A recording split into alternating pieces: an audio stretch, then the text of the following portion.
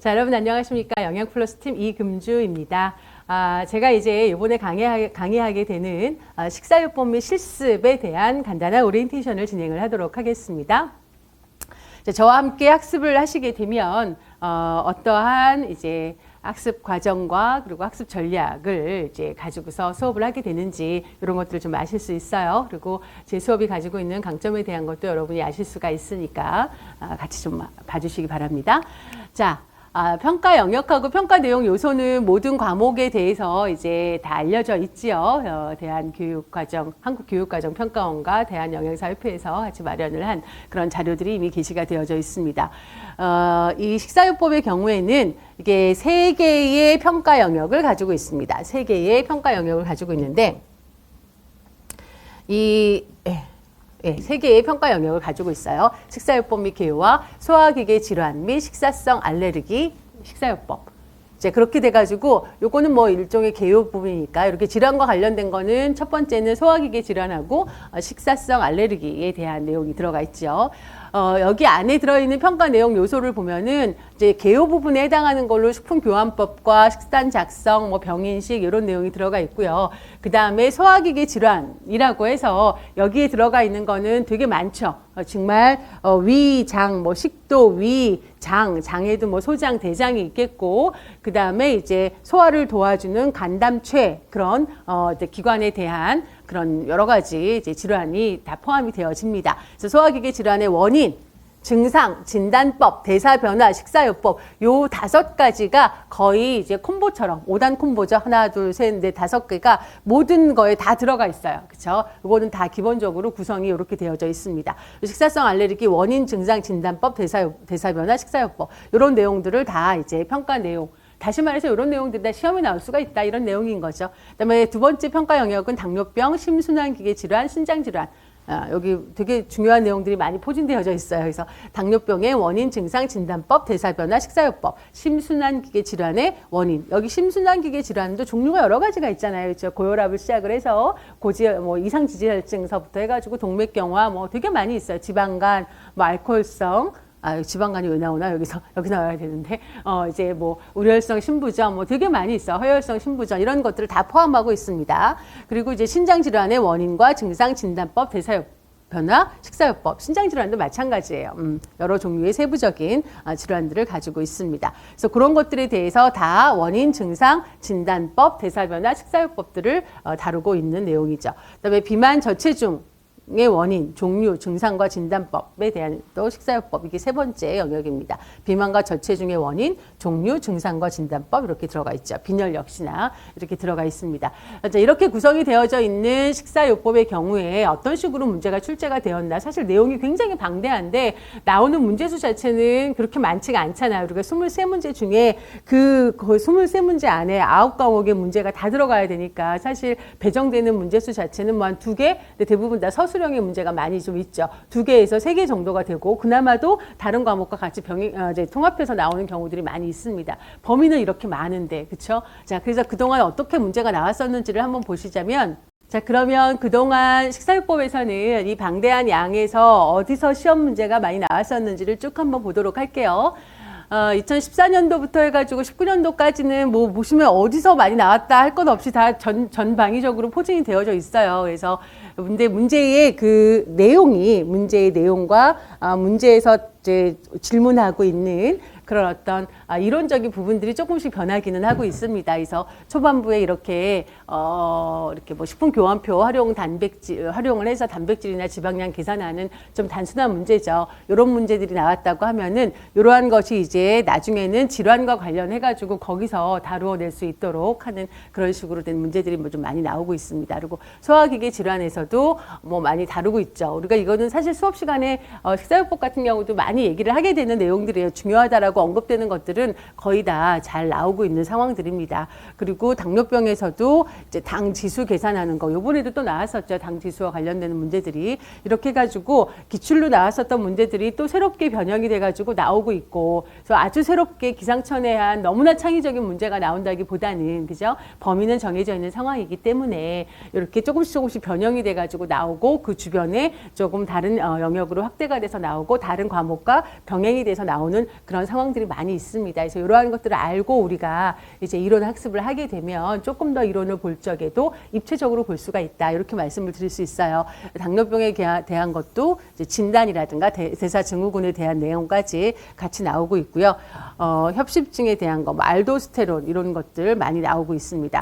그리고 이제 20년도부터 해서 최근까지 된 거 보면은 20년도에 이렇게 병인식에 경장 영양에 대한 내용이 나온 적이 있어요. 그래서 이런 것 때문에 조금 많이들 이때는 좀 바람직하지 않은 그런 내용으로 이제 많은 얘기들이 오가고 있기는 했었는데 역시나 뭐 문제는 나왔었고 그 중에 또 쓰신 분도 계시고 못 쓰신 분도 계시고 그런 것 같습니다. 그리고 이제 소화기 질환에서 무산성, 만성 위염이라든가 이렇게 식품 질환 안에서 식품교환표를 활용을 해가지고 식단을 구성하는 것들에 관련된 저는 이런 문제는 되게 개인적으로 봤을 적에 아주 이제 실제적이고 어떤 지식들을 적용한다라는 측면에서 내가 정말로 아는지를 잘 활용할 수 있는 문제의 유형이라고 생각을 해요. 그래가지고 간질환도 이해를 해야지 되고 그 어떤 거를 식단으로 구현해낼 적에 지식도 필요하고 한 거기 때문에 이런 식의 문제들이 좀 많이 나왔었습니다. 그리고 이제 당뇨병 심순환계는 굉장히 사실 출제 빈도가 높아요. 출제 빈도가 높아서 많이 나오고 있어서 올해는 이제 여기 당뇨병에서 한 문제, 콩팥병에서 한 문제 이렇게 해가지고 요 영역에서 이제 두 문제가 모두 다 나왔습니다. 이렇게 나왔었고 배점 자체는 말씀드린 것처럼 이렇게 한 두 문제에서 세 문제가 나오는데 대부분이 다 서술형 문제로 많이 나오고 있어요. 서술형 문제로 나오고 있어서 이것도 이제 식사요법 같은 경우는요.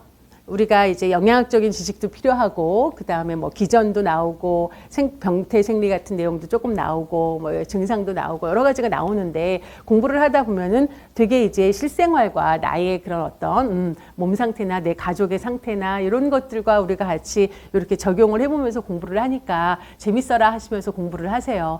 그리고 또 이제 뭐라 그래야 되나 뭔가 공부하는 맛이 나는 그런 교과목이기도 합니다. 재밌기도 하고 맛이 나는 교과목이기도 하는데 무슨 말씀을 드리고 싶으냐면 대강 알게 되는 거예요.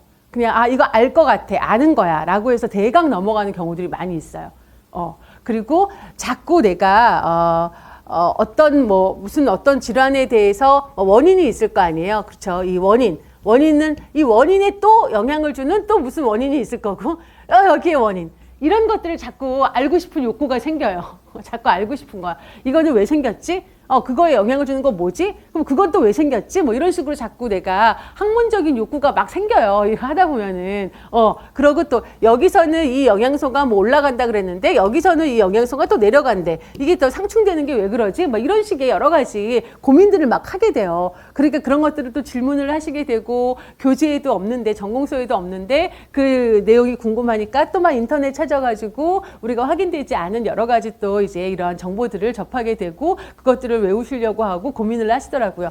저는 그거 절대 반대입니다. 절대 반대이고 사실 우리가 식사요법이라고 하는 거는 보건의료 쪽에서도 많이 활용을 하고 있는 부분이에요. 그래서 어떤 질환에 대해서 병태 생리는 의사들이 전문 영역이죠. 우리는 식사요법을 하는 데 있어서 필요로 하는 정도 수준의 병태 생리를 알면 되는 거고요. 그죠? 그게 원인, 뭐 증상 이렇게 알면 되는 거고 의사들은 그거를 정말 치료를 하기 위해서 알아야 되는 것들 훨씬 더 심도가 깊고요. 근데 우리가 이제 공부를 하다 보면 자꾸 이렇게 넘어가게 되는 그 경계를 넘어가게 되는 그런 마음이 막 생기는 거지. 학문적인 욕구가 막 생기기도 하고 막 이렇게 되는 거예요. 그래서 굳이 그렇게 하지 않아도 된다라고 하는 거. 내가 어느 정도까지 깊이 있게 공부를 해야 되나 뭐 이러한 거에서 적정선을 잘 유지를 하는 것이 정말 필요한 교과목이 식사요법입니다. 그래서 많은 시간을 나의 단순한 호기심이라든가 여기까지 알아야 되는 거 아닌가라고 하는 좀 약간 모호한 어떤 그런 욕심 때문에 그 많은 시간들을 버리시거나 거기에 막 스트레스를 받으시는 그런 우를 범하지 않았으면 좋겠어요. 식사요법은 특히나. 그래서 그러한 적정선은 제가 수업 시간에 여러분들에게 가이드를 많이 해드릴 겁니다.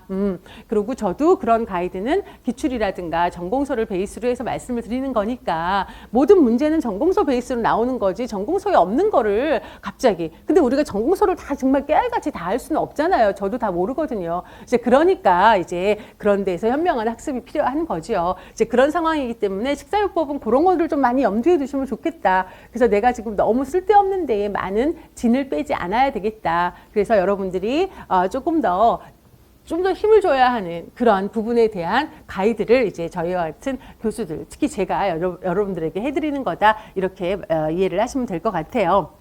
그래서 이제 영역은 3개 영역으로 되어져 있지만 교재 구성은 한 11개의 챕터로 구성이 되어져 있습니다. 보시면은 식사요법 개요하고 식도, 위, 장질환, 간담체, 식사성 알레르기가 이제 첫 번째 그 평가 영역을 다 포함하고 있고요. 당뇨병, 심혈관계, 신장질환이 두 번째, 그리고 비만하고 저체중, 빈혈까지가 사실은 평가 영역으로 제시된 내용인데, 문제를 보다 보면은 그리고 또 이제 생애주기 영양학에서는 이제 영아의 뭐 이제 그런 어떤 영양 관련 문제로 해가지고 선천성 대사 질환이 많이 나오기도 하고, 왕왕 시험 문제에도 선천성 대사 질환 문제가 나와요. 이제 그러다 보니까 요것도 아예 한꺼번에 다루어 내려고 합니다. 그 다음에 이제 또 생애주기 영양학에서 뭐 노인성 골다공증, 폐경기 여성의 골다공증 해가지고 이렇게 뼈와 관련된 질환 얘기들이 많이 나온단 말이죠. 이제 그러다 보니까 골격계 질환에 대한 내용도 같이 정리를 하고자 합니다. 그래서 저는 11개의 챕터로 구성을 해가지고 진행을 하고 있고요.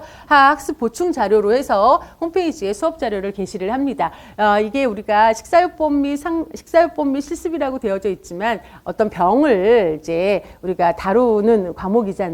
그러다 보니까 뭐 질환에 대한 식사요법을 다루는 거니까 생리적인 지식도 조금 필요해요. 그죠? 위가 어떻게 생겼는지, 그리고 뭐 이제 뭐 간 주변은 뭐 어떤 식으로 또 누가 있는지 이런 것도 좀 필요해요.